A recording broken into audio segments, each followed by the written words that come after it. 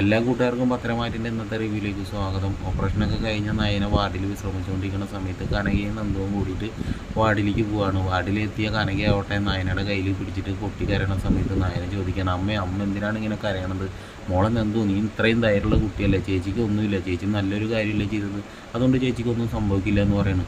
അച്ഛനെങ്ങനെ ഈ കാര്യം അറിഞ്ഞു എന്ന് നയനെ ചോദിക്കുന്ന സമയത്ത് കനക പറയണം, ഇല്ല മോളെ, അച്ഛൻ 2-3 തവണ ഫോൺ ചെയ്തിരുന്നു. അപ്പം ഞാൻ പറഞ്ഞു ആദർശിൻ്റെ അമ്മയ്ക്ക് വയ്യാതിരിക്കില്ല, അതുകൊണ്ട് ഹോസ്പിറ്റലിലേക്ക് വന്നിരിക്കുകയാണെന്ന് പറഞ്ഞത്. ഇനി ഒരു പക്ഷേ ഇങ്ങോട്ട് വരുമോയെന്ന് അറിയില്ല എന്ന് പറയുമ്പോൾ നയനെ പറയണേ, ഇനി അച്ഛൻ വിളിക്കുകയാണെങ്കിൽ പറഞ്ഞേക്ക് കേട്ടോ, ഞാൻ അനന്തപുരിയിലാണെന്ന്. അനന്തപുരിയിലേക്ക് എന്തായാലും അച്ഛൻ വരാൻ സാധ്യതയില്ല എന്ന് കനക പറയുകയുണ്ടോ. അമ്മ എന്തായാലും ഇനി ഇവിടെ നിൽക്കണ്ട, മോളെ നന്ദു നിങ്ങൾ പോകാൻ നോക്കിക്കോ എന്ന് പറയുന്നു. അല്ല ആദർശേട്ടൻ എവിടെ നിന്ന് നയനെ ചോദിക്കുന്ന സമയത്ത് നന്ദു പറയുന്നു, ഇത്ര നേരം ആദർശേട്ടൻ ഇവിടെ ഉണ്ടായിരുന്നു, ഇപ്പോൾ അങ്ങോട്ട് പുറത്തേക്ക് പോയിരിക്കുകയാണെന്ന് പറയുന്നു. എങ്കിലും നിങ്ങൾ സമയം കളയണ്ട, പൊക്കോ അമ്മയെന്ന് പറയുന്നു കേട്ടോ. കുട്ടി കരഞ്ഞുകൊണ്ട് നമ്മുടെ നയനയുടെ അമ്മ ഇങ്ങനെ പുറത്തേക്ക് പോവാണ്. പോണത് നേരെ ദേവാനിയുടെ അടുത്തേക്കാണ്. ദേവാനി ഇവരെ കണ്ട വശം തന്നെ ആകെ കലി വന്നിട്ട് ഇങ്ങനെ നിൽക്കണം. എന്തിനാണ് നിങ്ങൾ രണ്ടുപേരും ഇങ്ങോട്ട് വന്നത്? അല്ലെങ്കിൽ എനിക്ക് വയറിന് വേദന ഉണ്ട്, നിങ്ങളെ കാണുമ്പോൾ എനിക്ക് വേദന കൂടാണെന്ന് പറയുമ്പോൾ കനക പറയണത്, എന്തിനാണ് ദേവാനി ഇങ്ങനെയൊക്കെ സംസാരിക്കണം?